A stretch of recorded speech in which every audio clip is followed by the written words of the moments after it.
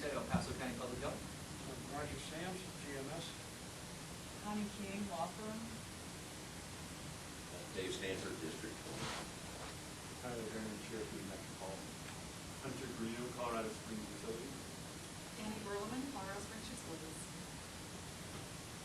We have some. Jessica McMillan, Secretary, Council of Governments. Thank you, Jessica. And then do we have folks on the telephone? We do. I see Jim Heckman online. I emailed him asking to connect his audio, so hopefully Okay. he'll participate shortly. And I was hoping that Erin Krieger, I don't know, I sent her the instructions of how to get on. There were two things. One is a website to log on to. The other was a phone number with a code number with a hashtag. But I noticed that there were two different code numbers, so from different emails.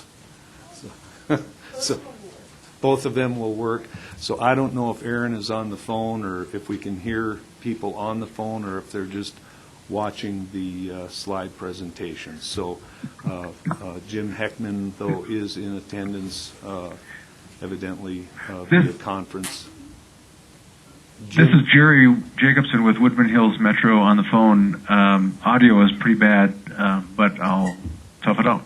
Well, we can hear you real well, Jerry, so Good. Is there anyone else on the telephone? This is Jim Heckman on my cell phone. I can't, for whatever reason, my office phone was not allowing me to dial in. Okay, we can hear you loud and clear, Jim. Okay. Anyone else? Okay, and I noticed two more people came into the room. Mike Fink. Okay, Mike Fink is here, and Andrew Gunning is here. So, I guess we can get started. Our agenda item is just one, discussion and action item 2019-208 plan update. So, I guess Brown and Caldwell is going to present this? Or Not today. Not today. Okay, all right. So I hope all of you had a chance to read it over. It was 280-some pages. I read it over, and to me it looked very good. Had all of the things that we had discussed in the past. I had missed, I think, one meeting in the course of this, but it seemed to me that all of the things that we had discussed, of things to remove and things to add in, were there. I have a couple of things. One that I noticed, there was a reference to ISDS in the plan. I don't remember the page. But in every other place, it's referred to as the on-site wastewater treatment facility. So the, what is it, OSWTF or whatever the other, what is it? OWTS. But there's one place they use the ISDS, which is no longer the initialization for septic systems. So I don't know if that was a deliberate thing. Okay, so we may want to correct that.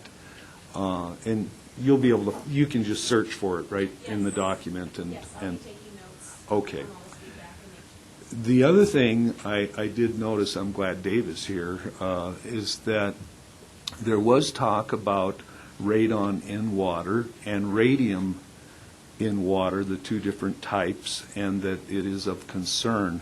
However, I didn't notice anything written in the document referring to T-norm, technically enhanced radioactive,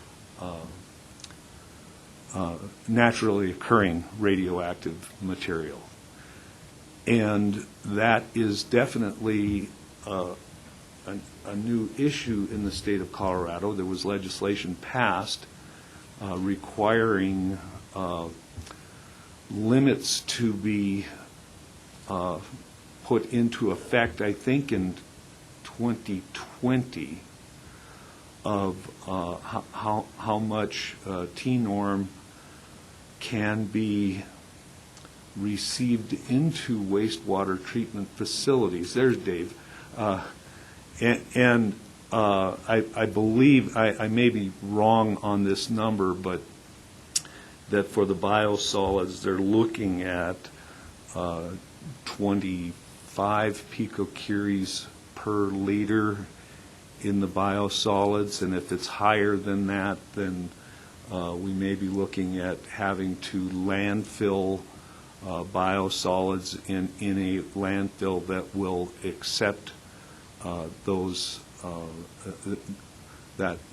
biosolids, and that there likely should be something in the 208 that mentions pretreatment of T-norm from water purveyors. Dave, maybe you're the expert on these things. Maybe you could add something to that?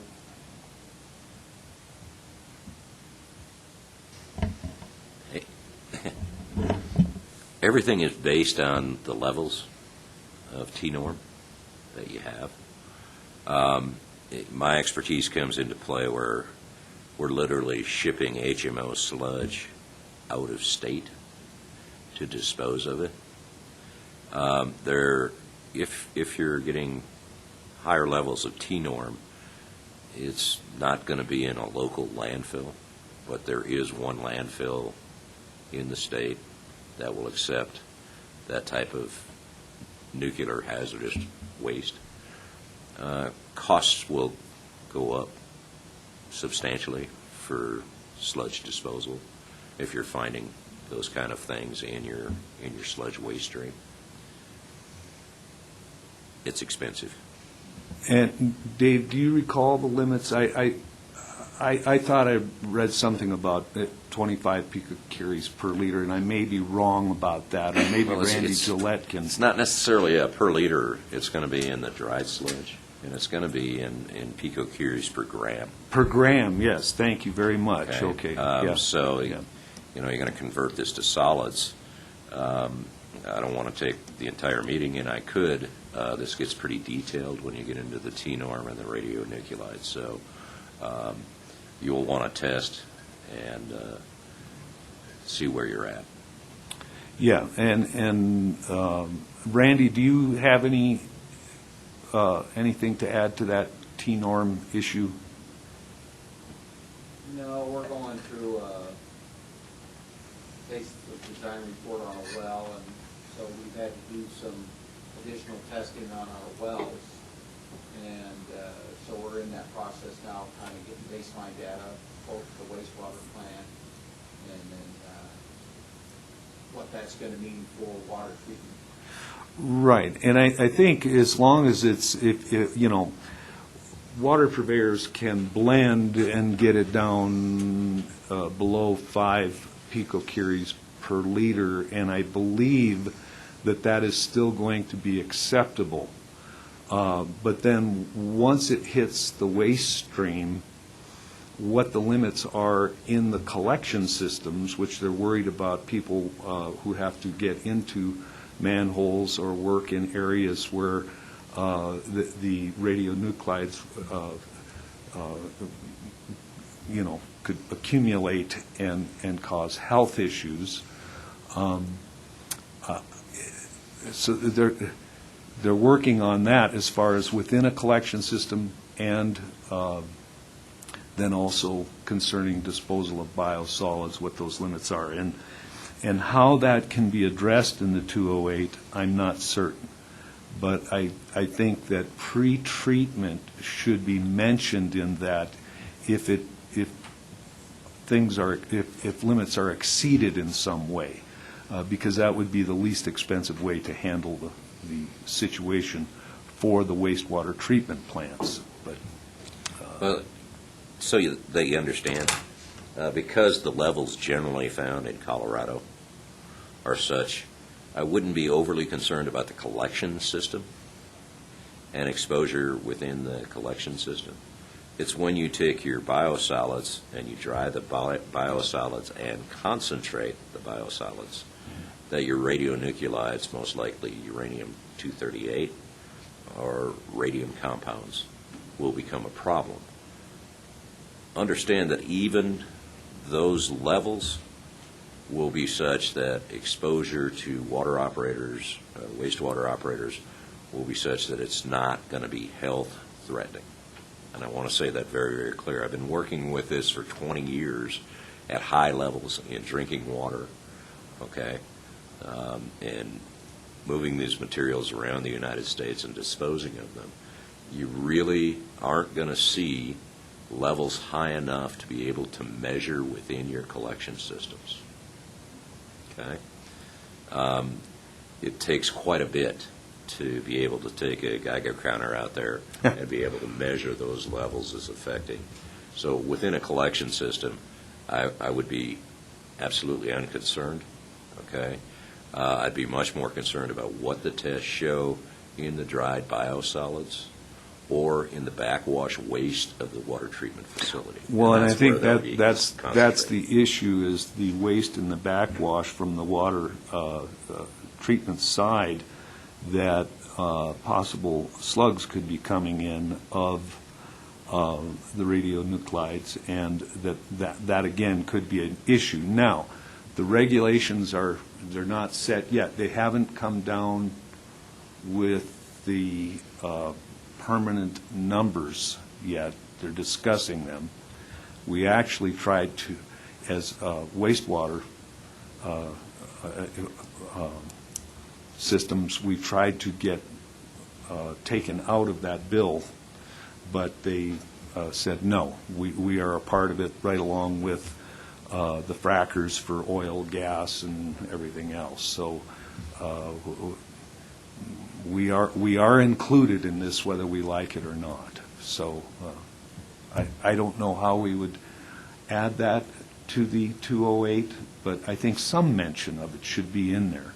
So Probably more of a guidance statement in that those facilities accepting the backwash waste should be involved in the treatment plant design of the water treatment facility and become fully aware of the levels of radioactivity they may be seeing in that backwash water.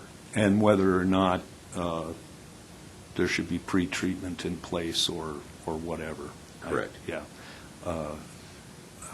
It really falls under your pre-treatment program, Right.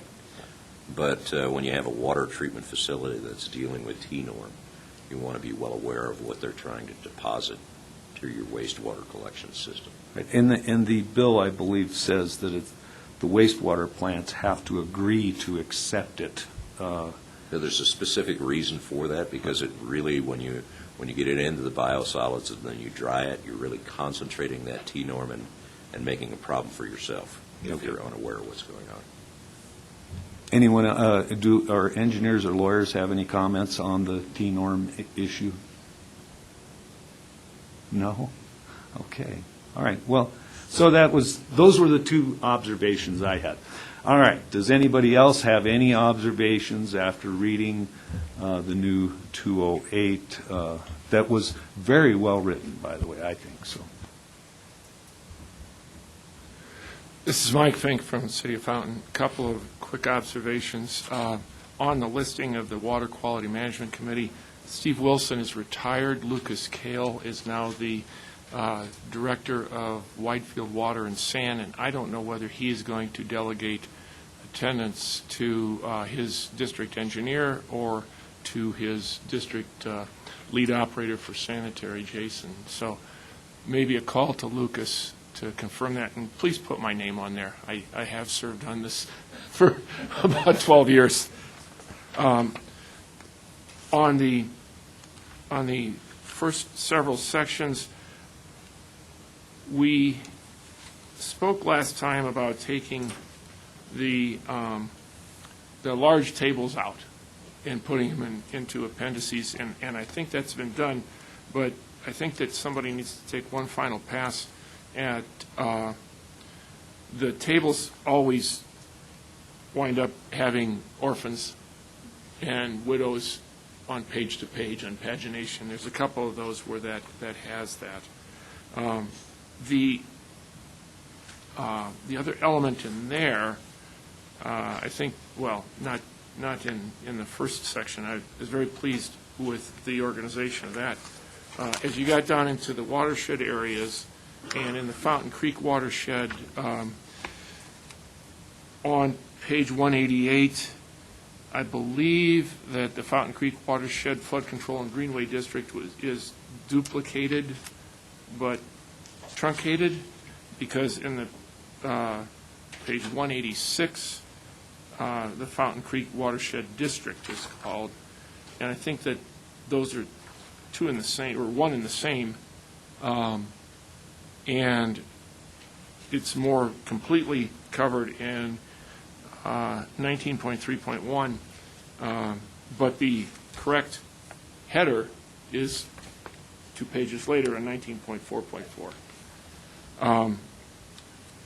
Also, the biggest thing that I had on this, and it was because the text was reordered when we looked at it last month, and I hadn't even looked at the floodwater and such section previously, but it jumped off the page at me, and I contacted the City of Colorado Springs floodwater, or flood, what is it?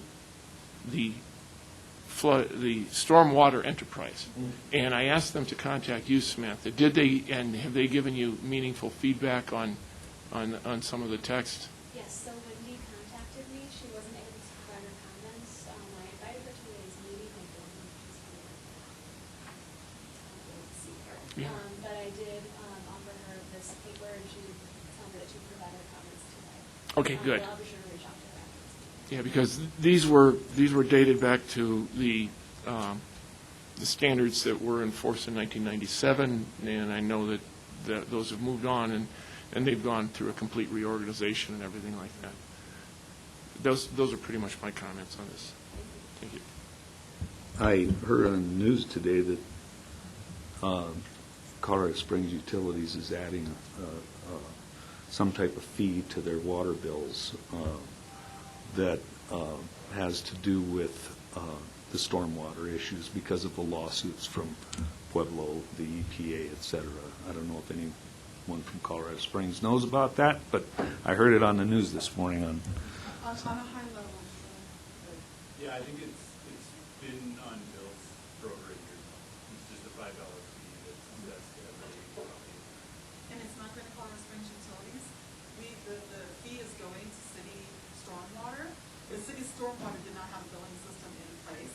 So basically, it was more economical to use our billing, because we have the water billing already set up, to use Colorado Springs Utilities billing to apply that fee. But the money doesn't go to Colorado Springs Utilities, it goes to stormwater. They're just using our system.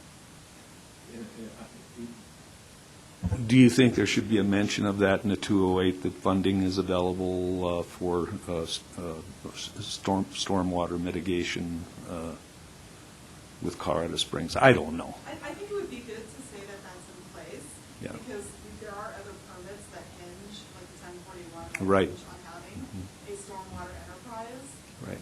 and a funding mechanism for that. Mostly it's the funding mechanism, not Right. simply the enterprise. Right. So if you want to just note that there is a stormwater funding mechanism in place. Okay. Mike, do you have anything else? No, we went kind of in depth, the one that you missed, and picked up most of my comments on that. Okay. So I appreciate that, and I did catch, that the stormwater enterprise, and I had spent some time with some of the people from there, and so I made sure that they were brought up to speed, even though it was a little bit late. So hopefully Wendy can get something substantive into this. Thank you.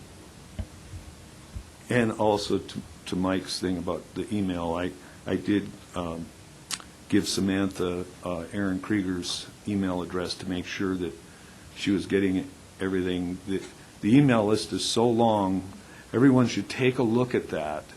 Make sure that your name is on there and that whoever else you think whose name should be on there that to get copied with this stuff is getting it. And it's no criticism at all to PPACG. It's just I'm reading through everything and I'm thinking Aaron must be reading through this too. But then I looked at the list and it wasn't there. So okay, thank you. Anyone else comments on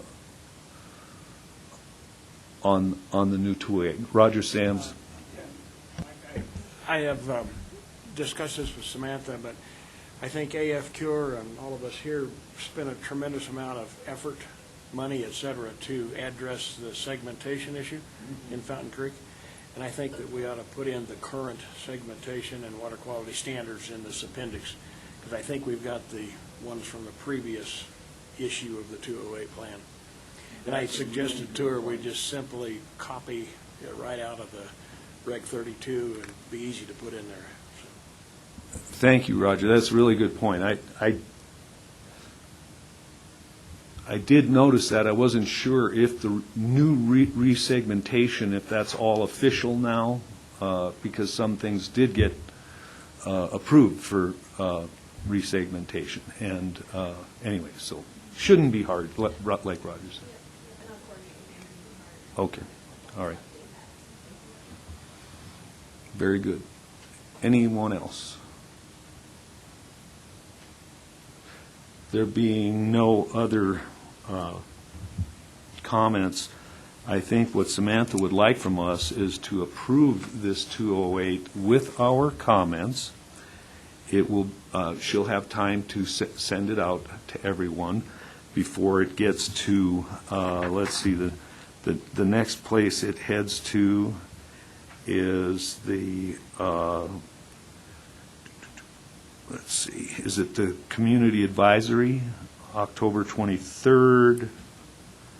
Yes, so. And then to CDPHE, you want it there by January, and then the PPACG, you want it there by when? So next week, the Next week, okay. The 208 will be presented to the PPACG board as an informational item. Brown and Caldwell will do their presentation. No action will be taken on the 208 because our Community Advisory Committee needs to approve the document first.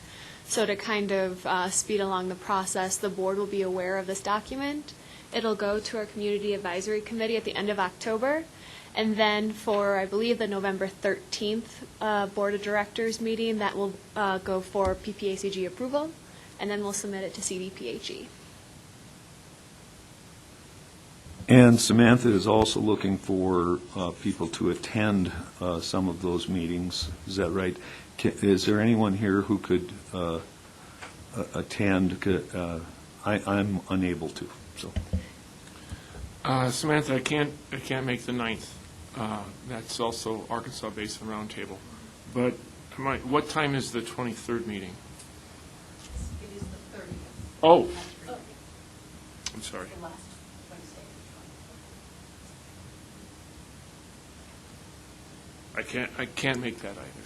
Sorry.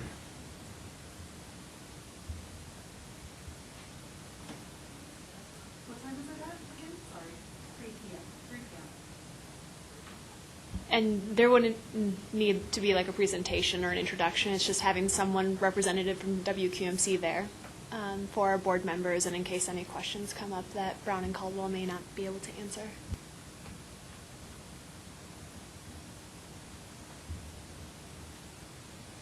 well, I guess we'll have to see. Samantha, you can send out another request. I would ask for a motion to approve the 208, of course, subject to the changes that we just discussed today. From someone? The new 2019 208 plan. Mr. President, so moved. Okay, Mike Fink made the motion. I'll second. And Dave seconds. Is there any further discussion about this? Being none, is that right? I'll ask for all those in favor of approving the 2019 208 plan with the amendments, changes we talked about today be approved. All those in favor say aye.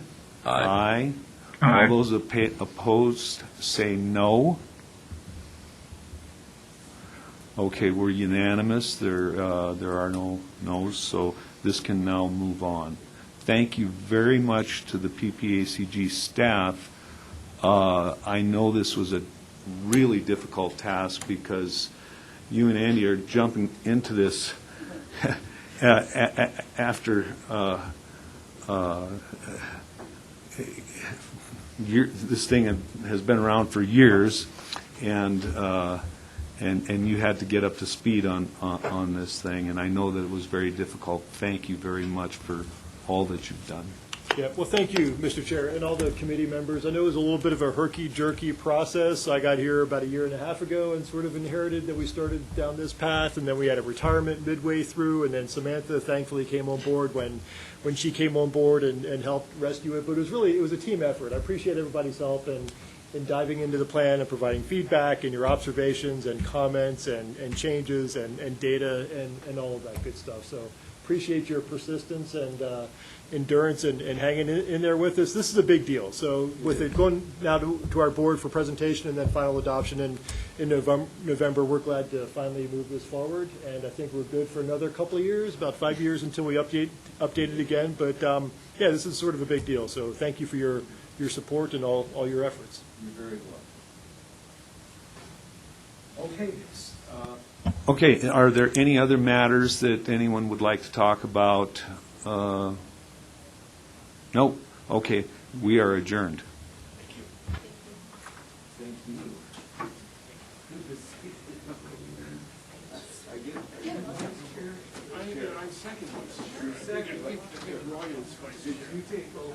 Yes, I did.